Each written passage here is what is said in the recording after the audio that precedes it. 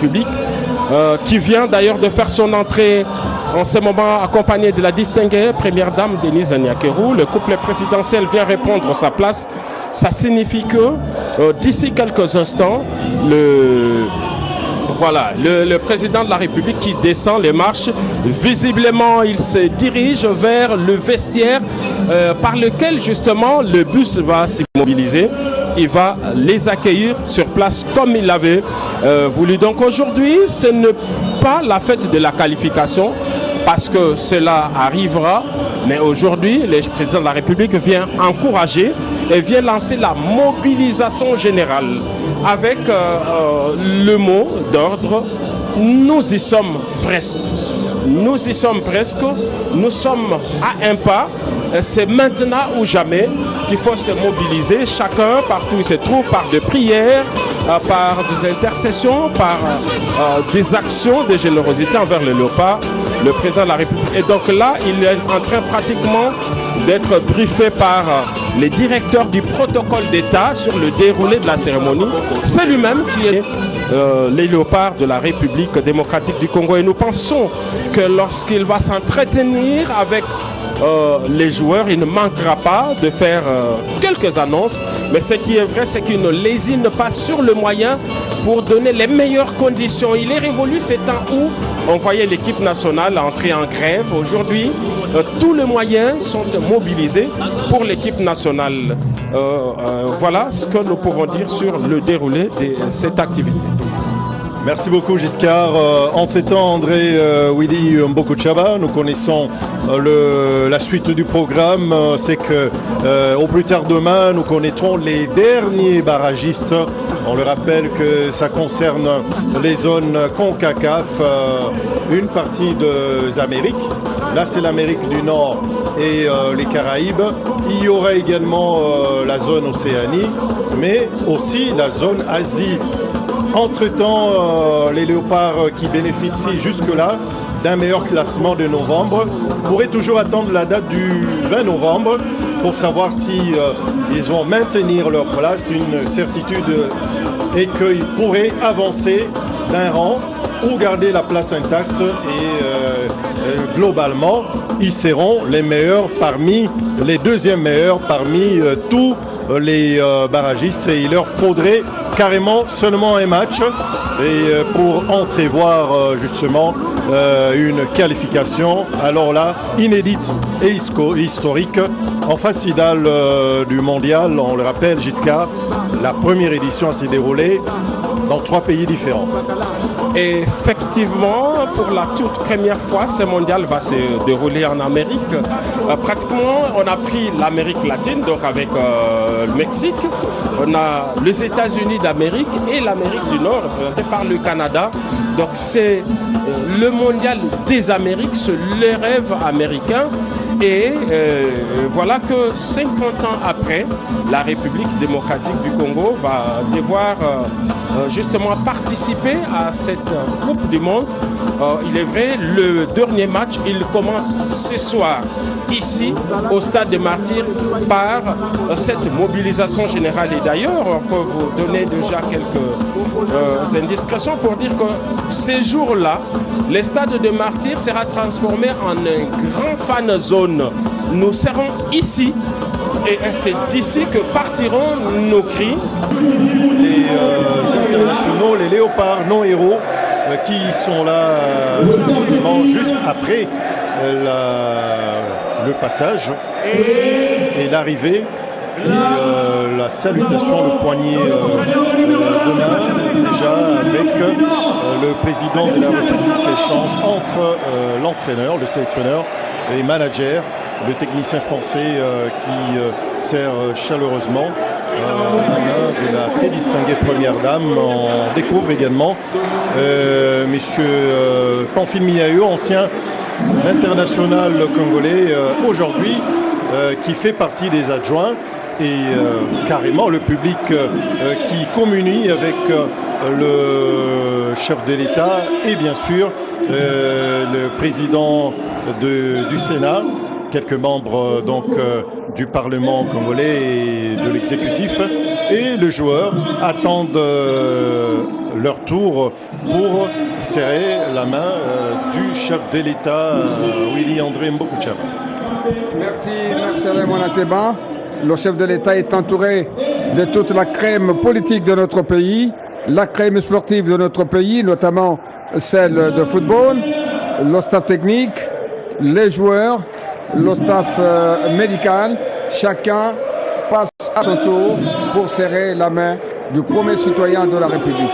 Et je voudrais encore une fois, Marcelin Mwanateba, rappeler à tous les spectateurs de la RTNC qui se trouvent dans tous les pays du monde que ces belles images qui vous arrivent sont les images effectivement faites, bien entretenues par la RTNC elle-même, dirigée par Madame Sylvie Elengue Niembo, notre directeur général, et c'est celle-là qui gère au quotidien.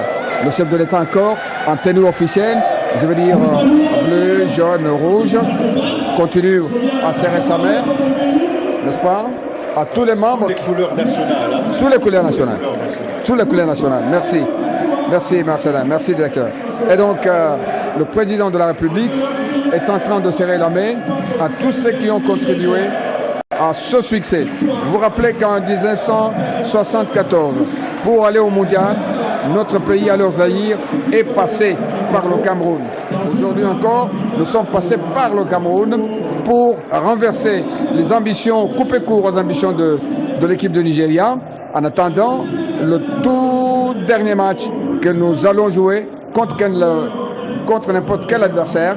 On n'a pas peur, mais au moins, vous devez retenir qu'en ces temps-là, le Congo démocratique était le seul pays de l'Afrique centrale, de l'Afrique tout court, à avoir représenté notre continent à la Coupe du Monde Munich 74. Là, on a fini pratiquement la partie administrative. Le sélectionneur avec l'ensemble de son staff. Et là, Cédric Bakambu, qui est congratulé par le chef de l'État, Cédric Bakambu, passeur décisif, on le rappelle, sur le but de Meshak Elia en renard de surface. C'est des garçons qui se sont démultipliés. Arthur Maswaku est pratiquement en deuxième position. Et les joueurs vont se succéder. On rappelle, parmi le 25 retenu sur la liste pour cette campagne de barrage africain, il y a eu 3 nouveaux venus. Strokens, qui est né en Belgique et qui est né avec la nationalité belge, qui a finalement opté pour son pays d'origine. Tout à l'heure, là, le chef de l'État saluait chaleureusement un autre binational né français et qui avait justement opté pour la République démocratique du Congo, terre de ses ancêtres. Là, c'est Dimitri Berthaud qu'on reconnaît de dos. Et c'est une nette symbiose, comme on l'a dit avec Giscard Koursema tout à l'heure. Un moment de communion, de partage et de patriotisme surtout, parce que la plupart de ces jeunes gens sont nés, ont été formés en Europe, mais n'ont pas eu un seul instant d'hésitation pour venir renforcer les rangs de leur équipe nationale. Il s'agit là de leur équipe nationale, le pays dont ils sont originaires.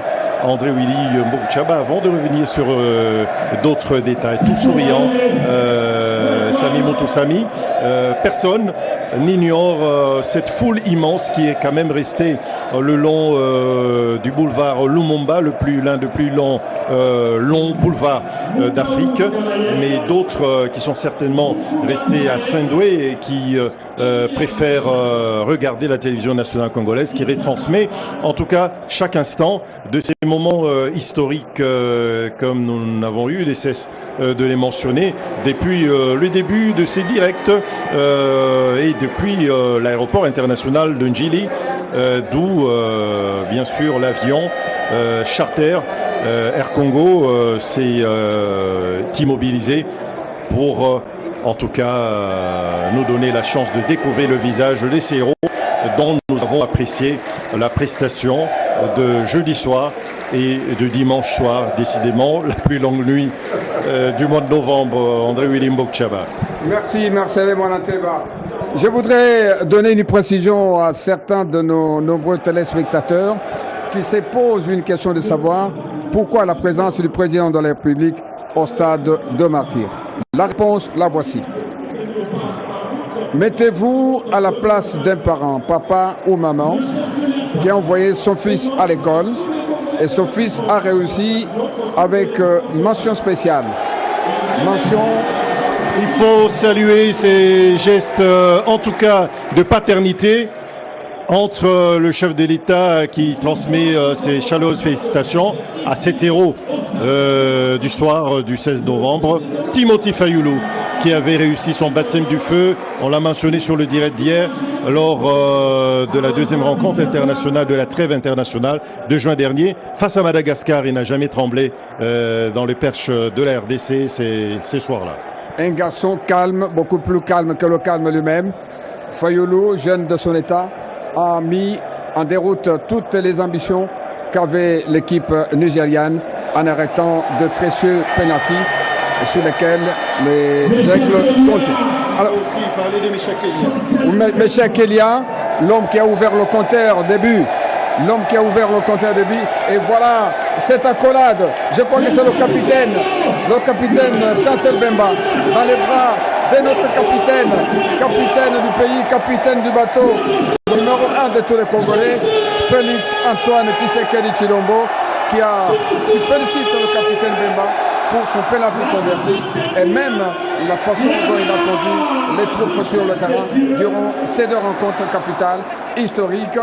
Rencontre de prestige pour la République démocratique du Congo. Moment de communion entre son Excellence le chef de l'État avec le capitaine de l'équipe nationale et le public qui a salué, qui voit de loin et à travers l'écran géant installé ici. C'est inoubliable, André Wilimbo Kouchaba, avant de continuer. Merci Marcel Monateba. Alors je disais, mettez-vous à la place du père. Place d'un père, place d'une mère qui a envoyé son enfant à l'école primaire, secondaire, université. Disons, eh bien, ce gars réussit à l'université avec distinction et la nouvelle arrive dans les oreilles de ses parents.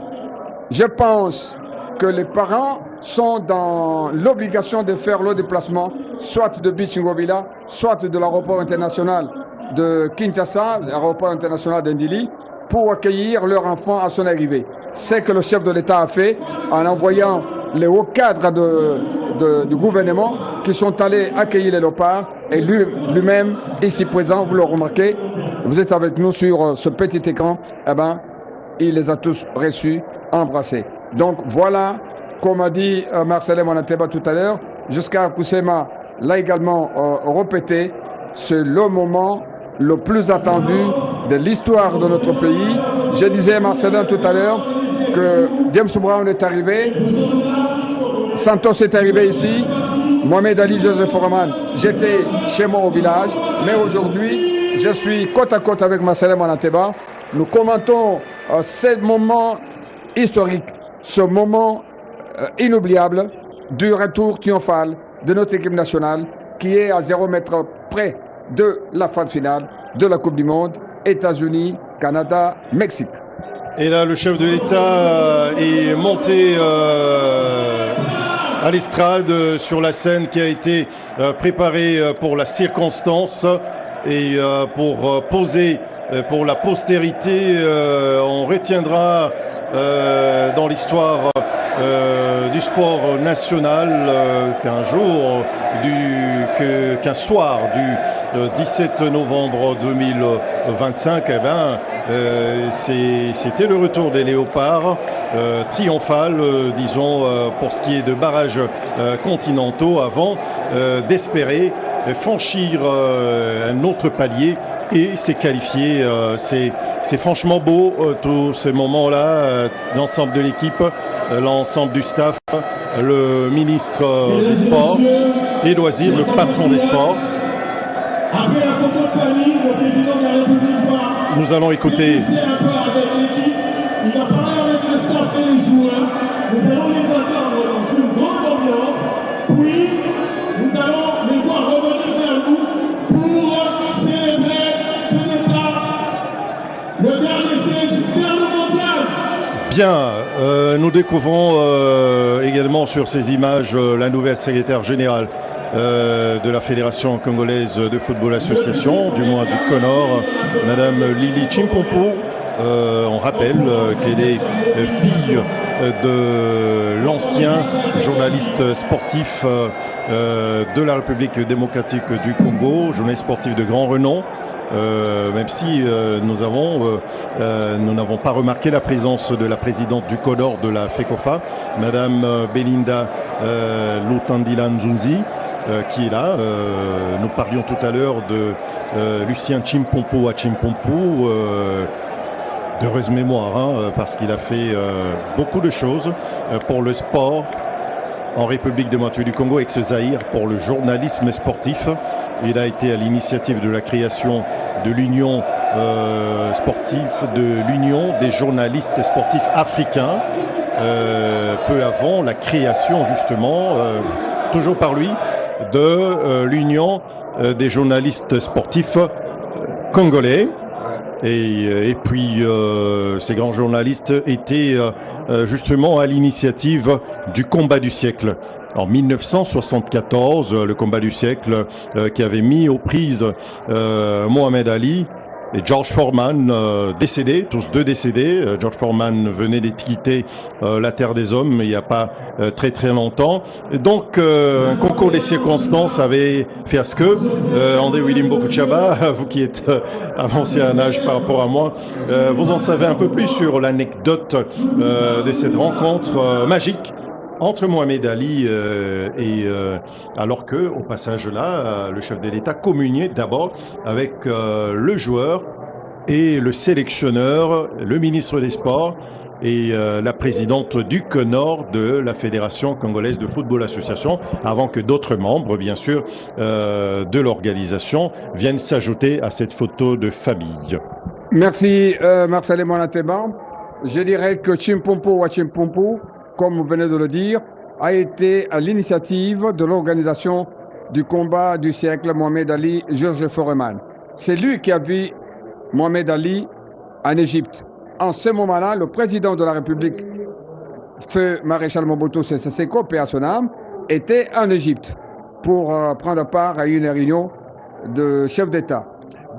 Moment de symbole et l'étendard, le drapeau national qui est remis. L'ordre de la mission est signé et c'est parti. Tout le poids, il doit porter toute la responsabilité justement de la phase qui reste jusqu'à Poussema. C'est un moment intense, au moment où le chef de l'État est en train de quitter la scène. Il quitte la scène, mais il ne sort pas du stade parce qu'il a prévu de s'entretenir dans un cadre beaucoup plus réduit avec l'équipe nationale. C'est ce qu'il fait d'ailleurs parce que les joueurs vont regagner leur vestiaire et c'est là d'ailleurs qu'il a l'habitude chaque fois de remonter le moral. Et donc par sa simple présence et celle de la distinguée première dame, le président de la République veut faire passer ces messages de mobilisation générale autour de l'équipe nationale. Ainsi donc, de ces jours jusqu'à la qualification finale, les Congolais doivent rester éveillés.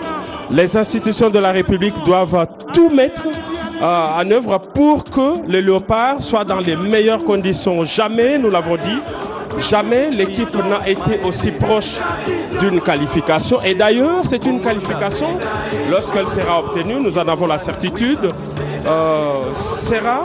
aura une saveur exceptionnelle parce que c'est passé par un processus inédit avec un nombre de matchs limité et surtout avec la qualité des adversaires en face. Ce n'est pas rien, c'est le Cameroun tout de même. Et puis le Super Eagles du Nigeria.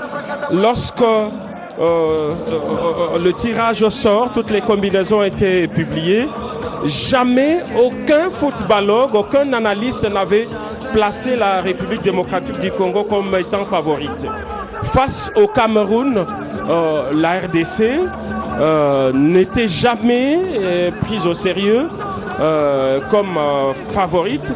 Et face au Nigeria également, la RDC ne partait pas avec le faveur des pronostics. Mais voilà que non seulement ils ont démontré par leur qualité technique et athlétique qu'ils ont un bon football pour une équipe en tout cas qui a pris ses marques. Il leur fallait peut-être un peu plus de matchs pour créer des automatismes et on pense qu'on y est presque. Et fort de cet atout, nous pensons qu'aujourd'hui, regardez ce boulevard, comment il est bouché simplement. Donc c'est cela. Beaucoup n'ont pas voulu attendre ici. Ils sont allés à l'aéroport depuis les premières heures de la journée pour attendre les léopards. Alors, qu'est-ce qui va se passer ici?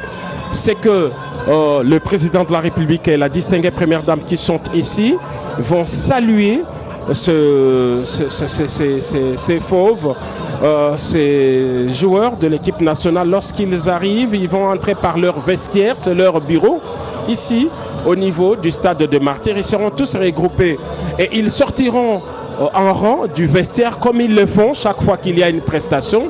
Ils vont faire le tour du stade pour saluer tous les téléspectateurs pour nous et les spectateurs pour ceux qui sont ici au stade. Donc ils vont faire le tour du stade qui, il est vrai, n'est pas totalement rempli. Il est normal parce que beaucoup sont sortis d'ici, ont pris de motos pour faire le carnaval parce que telle était la demande du président de la République. Donc, et lorsqu'ils arriveront, le président de la République aura le temps de prendre une photo avec eux, mais il va surtout parler avec